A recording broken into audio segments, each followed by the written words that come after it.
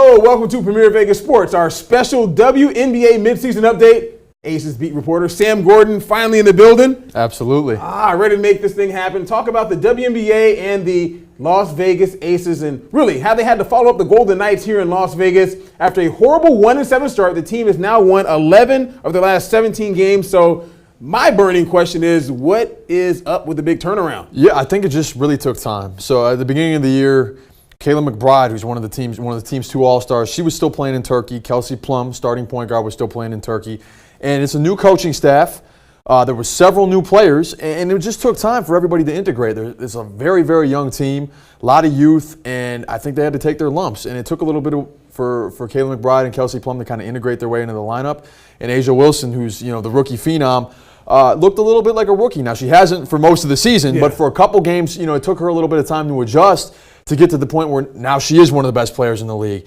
And there was a stretch there in June where they won a pair of back-to-back games on the road at Indiana, at New York, and that really got them going. And ever since then, they're much better on offense. There's a flow. Defensively, they're not making the silly mistakes. I mean, they had allowed more than 100 points in 3 of their first 4 games. That's over.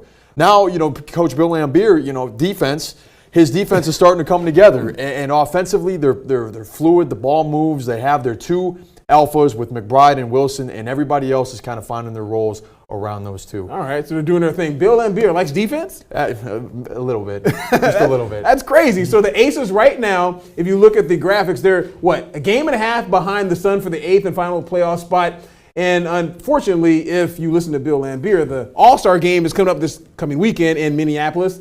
Some guy from Minneapolis that's in here. But, yeah, the All-Star game is coming up because he wishes that the team could continue playing right now. A'ja Wilson, as you said, McBride are both All-Stars. Yeah. Both very deserving. Not bad, huh? Yeah, not bad at all. Now the Aces have won 6 of the last 7, and Laimbeer, I think he wants to keep that momentum going. I mean, he's been pretty clear, it's time off. It's time away where they're not practicing and they get a little bit out of their flow. But at the same time, they've also been pushing so hard to try and even get in the playoff race that I get the sense there's a little bit of mental fatigue that for the players who aren't, for everybody else except McBride and Wilson who aren't All-Stars, it's a time to recharge, rest a little bit, and make this last push because they still have their work cut out for them. Now, Connecticut's, they've been up and down, but they won the other day.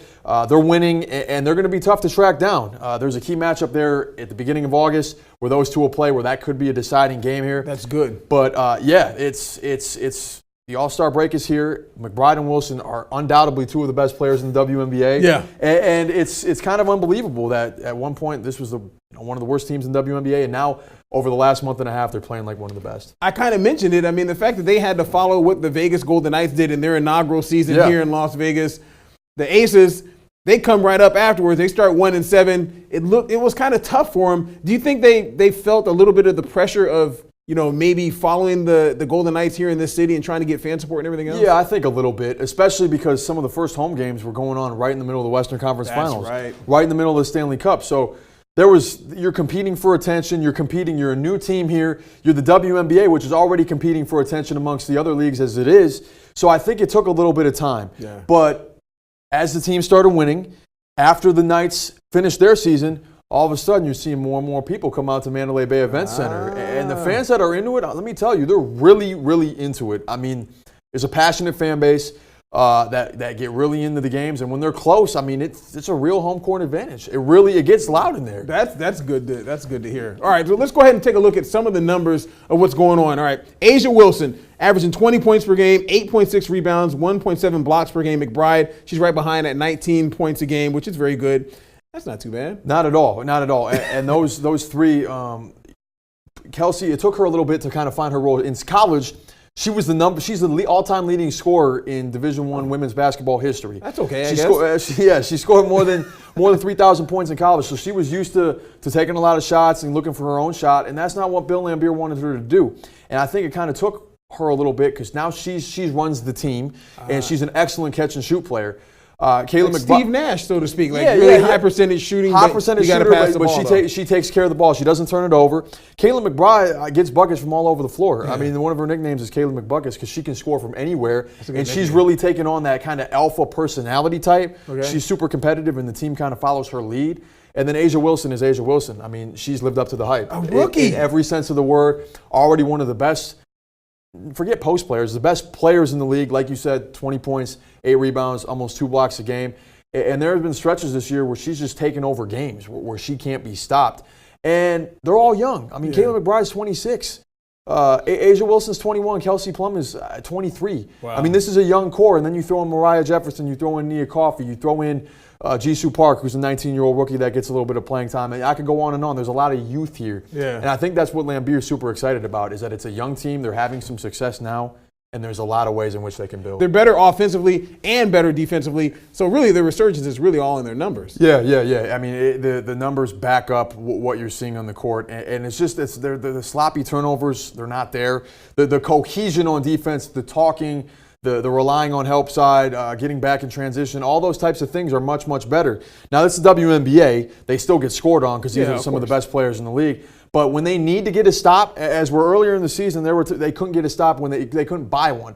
But in some of these close games, when they absolutely need to stop, they can get them now. And in turn, they can score on the offensive end out of those stops. So it's really, I mean, it's not even the same team. You can't even recognize what they were looking like at the beginning of the year. That's how much improvement they made. It's like night and day. Absolutely. All right, so let's go ahead and go a little TMZ stuff. Let's talk fashion. This guy looks sharp, obviously. Appreciate that. A little pop culture stuff.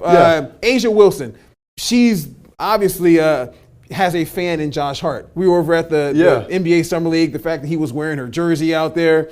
Dame Lillard was spotted over at the Aces game. It's pretty cool, the fact that they're getting they were getting a lot of support from the NBA players. I guess my question to you is, what do you think they need to do, or the word that needs to get out in order to get more fans over there to watch them play? I think as they continue to win, and as fans, I also think it's, like I said before, kind of a word of mouth thing. You go to a game and the energy, I mean, I'm trying not to talk in hyperbole here, but the energy is electric in there, especially when it's close. I mean, there's a palpable home court advantage, and it's fun. It's MGM, right?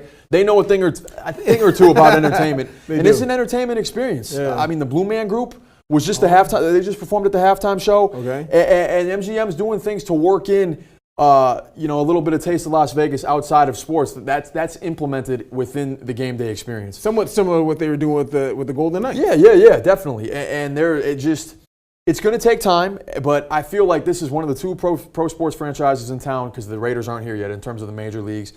As they continue winning, as fans continue to learn a little bit about these personality types, because Asia Wilson is she's a super big, authentic personality, and she's really, really full of energy, and she's able to connect with people. And I think as fans start to learn about people like her, I mean, a lot of her teammates are the same way. As fans start to learn, they're going to want to come to these games. I truly believe that, because of the product that's on the floor. It's a strong product, and because of the overall environment at Mandalay Bay Event Center. And we've had Bill Lambeer in here as well, and he knows that the product needs to be good in order to get fans.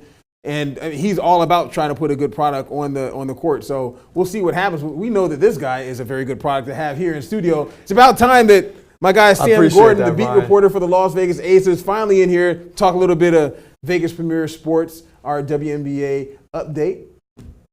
Thank you for having me. My man. All right. We'll see you guys next time.